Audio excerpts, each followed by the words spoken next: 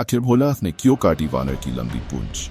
दोस्तों, भोलेनाथ, जिन्हें शिव शंकर, महादेव और कई अन्य नामों से जाना जाता है, सनातन धर्म के प्रमुख देवताओं में से एक है। उनकी कथाएं रहस्यमय और चमत्कारी घटनाओं से भरी हुई हैं।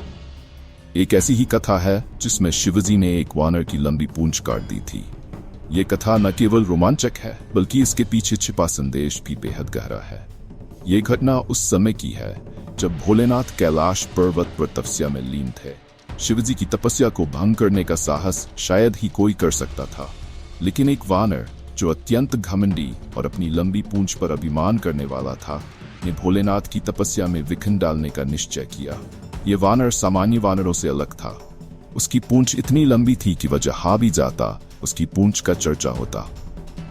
अपनी पूंछ की लंबाई और शक्ति के कारण वह खुद को सबसे श्रेष्ठ समझने लगा था।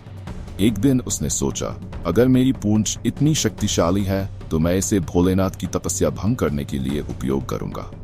अगर मैंने ऐसा कर दिया तो मेरी शक्ति पूरे संसार में प्रसिद्ध हो जाएगी। वानर भोलेनाथ की तपस्या स्थल पर पहुंचा। उसने अपनी पूंछ को फैलाना शुरू किया और शिवजी के आसपास घेरने लगा। उसकी योजना थी कि वह अपनी पूंछ से शिवजी को परेशान करेगा। वानर ने अपनी पूंछ को चारों ओर फैलाया, लेकिन ये देखकर हैरान रह गया कि शिवजी पर इसका कोई प्रभाव नहीं पड़ रहा था। उसने और प्रयास किए और अपनी पूंछ को और फैलाने लगा। अंततः उसकी पूंछ इतनी लंबी हो गई कि उसने पूरे क्षेत्र को ढक लिया। लेकिन भोलेनाथ अपनी समाधि में गहराई से लीन थे, जैसे कुछ हुआ ही न हो। वानर को गुस्सा आ गया। उसने चिल्लाकर कहा, हे महादेव, मेरी पूंछ को नजरअंदाज मत करो। क्या तुम जानते नहीं ये कितनी शक्तिशाली है? इसे रोकने की शक्ति किसी में नहीं। वानर की अहंकार भरी बातें सुनकर भोलेनाथ की समाधि टूटी। उन्होंने धीरे से अपनी आंखें खोली।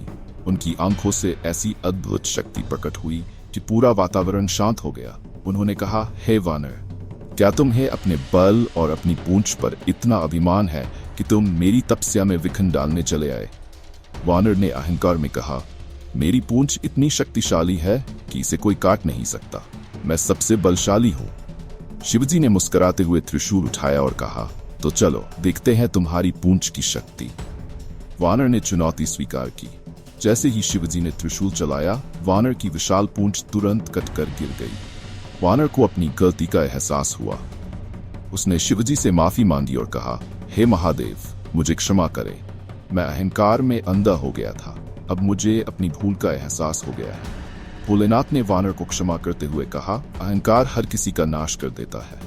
तुम्हारी पूंछ तुम्हारे अभिमान का प्रतीक थी, इसलिए मैंने इसे काट दिया। जाओ, अब नम्रता और भक्ति का मार्ग अपनाओ। इस कथा से हमें ये सीख मिलती है कि हमें कभी भी अपने बल, रूप, धन या किसी भी वस्तु पर घमंड नहीं करना चाहिए। अभिमान चाहे कितना भी बड़ा क्यों न हो, अंततः नष्ट होता है। भोलेनाथ के इस उपदेश से वानर ने अपना जीवन बदल लिया और वह शिवजी का भक्त बन गया। इस कथा का हर पल हमें यह बताता है कि शिवजी केवल संहारक ही नहीं, बल्कि करुणा और क्षमा के प्रतीक भी हैं। उनकी लीला से जुड़ी हर कहानी हमें जीवन के गूढ़ रहस्यों और सच्चे मार्ग का ध्यान देती है। तो आइए हम भी अपने जीवन से अहंकार को दूर करें और नम्रता को अपनाएं।